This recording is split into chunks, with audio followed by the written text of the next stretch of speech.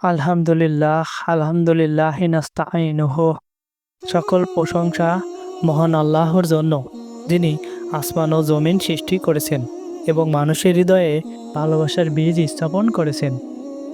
প্রিয় দর্শক, কখনো কি ভেবেছেন এমন দোয়া আছে যা মানুষের কাছে অসম্ভব মনে হয়, কিন্তু আল্লাহর কাছে তা মুহূর্তে সম্ভব হয়ে যায়। বিশেষ করে বিয়ের মতো একটি বড় সুন্নাহ, যেখানে অনেক মানুষ দোয়া করতে করতে ক্লান্ত হয়ে পড়ে, হতাশায় ভেঙে যায়। কিন্তু আমি আজ আপনাদের শোনাবো এমন একটি হৃদয় কাঁপানো গল্প, যেখানে একজন তরুণের বিয়ে নিয়ে অসম্ভব দোয়া আল্লাহ তাআলা অলৌকিকভাবে কবুল করেছেন। এই গল্প শুধু গল্প নয়, বরং এটি আমাদের শেখাবে কিভাবে ধৈর্য, তাওয়াক্কুল এবং দোয়ার শক্তির মাধ্যমে জীবনের সবচেয়ে কঠিন দরজাও খুলে দিতে পারে। তাহলে আসুন শুরু করি আজকের গল্প, বিয়ে নিয়ে অসম্ভব দোয়া কবুলের কাহিনী। মূল গল্প। তরুণের দুঃখ দোয়ার শুরু।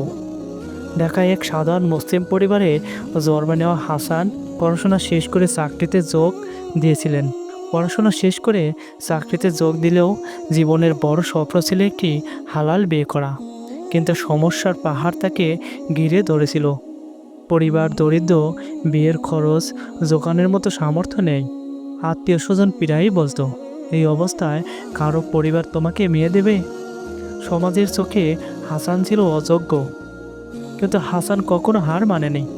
সে জানতো রিজিক তার জীবনসঙ্গী দুটোই আল্লাহর হাতে। এক রাতে সে তাহাজ্জুদের পর মাথা তুলে কাঁদতে কাঁদতে বলল, হে আল্লাহ, মানুষ আমাকে অযোগ্য মনে করুক, তবুও আমি জানি তুমি আমাকে ভুলে যাওনি।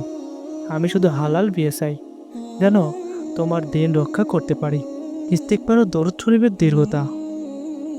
হাসান পড়েছিল কোরআনের সেই আয়াত, যেখানে ছিল, তোমরা তোমাদের প্রভুর কাছে ইস্তিগফার করো, নিশ্চয়ই তিনি ক্ষমাশীল। তিনি তোমাদের উপর প্রচুর বৃষ্টি বর্ষণ করবেন, সম্পদ ও সন্তান দ্বারা তোমাদের সাহায্য করবেন। এই আয়াত পড়ে হাসান সিদ্ধান্ত নিল প্রতিদিন অত্যন্ত 500 বার ইস্তিগফার করবে এবং দরুদ শরীফ পড়বে। দিন যায়, মাস যায়, কিন্তু চোখে কোথাও ফল দেখা যাচ্ছিল না। অনেকেই বলল, এত দোয়া করে কি হবে, বাস্তব চিন্তা করো। কিন্তু হাসান হেসে বলতো, আল্লাহ দেরি করেন, কিন্তু কখনো অবহেলা করেন না। অলৌকিক পরিবর্তনের শুরু। একদিন মসজিদে নামাজ শেষে এক অচেনা বৃদ্ধ হাসানের কাঁধে হাত রেখে বলল, বাবা, তুমি খুব ভালোভাবে কোরআন পড়তে পারো। আমার মেয়ের জন্য যদি রাজি থাকো, আমি চাই তোমাকে জামাই করতে। হাসান বিস্ময়ে হতবাক। সে ভাবল, এটা কি সত্যি? এতদিন যে বিয়ে অসম্ভব মনে হচ্ছিল, আল্লাহ কি এক মুহূর্তের দরজা খুলে দিলেন? হ্যাঁ, এই বৃদ্ধ ছিলেন একজন সম্মানিত আলেম, যিনি আল্লাহর ওপর ভরসা রাখতেন। তার মেয়ে ছিল পরহেজগার, নামাজি ও দিনদার। দোয়া কবুলের সাক্ষাৎ। বিয়ের দিন হাসান চোখ ভিজিয়ে বলল, হে আল্লাহ, তুমি আমার অপারগ দোয়াকে কবুল করেছো। মানুষ যে স্বপ্নকে অসম্ভব ভেবেছিল, তুমি তা সহজ করে দিলে। সেদিন হাসান উপলব্ধি করলো, যদি কেউ সত্যিকারের ইচ্ছা নিয়ে ধৈর্য ধরে এবং হালাল কামনা করে দোয়া করে, তবে দেরি হলেও আল্লাহ কবুল করে দেন। হাদিস থেকে শিক্ষা। রাসূলুল্লাহ সাল্লাল্লাহু আলাইহি ওয়াসাল্লাম বলেছেন, আল্লাহর কাছে দোয়া করার সময় বিশ্বাস রাখো যে তিনি দোয়া কবুল করবেন, আর জেনে রাখো আল্লাহ সেই দোয়া কবুল করেন না যা অসাবধানী বা অমনোযোগী হৃদয় থেকে আসে। আর এক হাদিসে তিনি সাল্লাল্লাহু আলাইহি ওয়াসাল্লাম বলেছেন, বিয়ে আমার জন্য সুন্নাহ, যে আমার সুন্নাহ থেকে বিমুখ হবে সে আমার দলভুক্ত নয়। এ থেকে শিক্ষা, বিয়ে শুধু সামাজিক চাহিদা নয়, বরং এটি একটি সুন্নাহ। বিয়ে নিয়ে দোয়া করা ইবাদতের অংশ।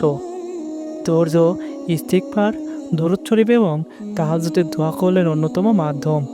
মানুষ যতই অসম্ভব বলুক, আল্লাহর কাছে তা সহজ। গল্পের গভীর বার্তা। প্রিয় ভাই ও বোনেরা, বিয়ে নিয়ে দোয়া হয়তো অনেক সময় দেরিতে কবুল হয়, কারণ আল্লাহ জানেন কোন মানুষটি আপনার জন্য কল্যাণকর। আপনি যদি তাড়াহুড়ো করে ভুল জায়গায় পড়েন, তাহলে সারা জীবনের আফসোস হতে পারে। তাই আল্লাহ অপেক্ষা করান যতক্ষণ না সঠিক মানুষকে আপনার জন্য নির্ধারণ করেন। যেমন হাসানের জীবনে ঘটেছিল, তেমনি আমাদের জীবনেও ঘটতে পারে। শুধু দরকার হলো হৃদয় থেকে দোয়া করা। ধৈর্য রাখা, ইস্তিগফার ও দরুদে লেগে থাকা, হালাল উপায়ে চেষ্টা করা। প্রিয় দর্শক, বিয়ে নিয়ে আপনি যদি দোয়া করে থাকেন এবং এখনও কবুল না হয়ে থাকে, হতাশ হবেন না। মনে রাখবেন, আল্লাহ তখনই দোয়া কবুল করেন যখন তা আপনার জন্য সবচেয়ে উপকারী। তাই আজ থেকেই শুরু করুন প্রতিদিন অত্যন্ত 100 বার ইস্তিগফার, 100 বার দরুদ শরীফ, তাহাজ্জুদে কান্নাকাটি করে দোয়া। দেখবেন, যে দোয়াকে আপনি অসম্ভব ভাবছেন, আল্লাহ সেটাই কবুল করে দিবেন ইনশাআল্লাহ।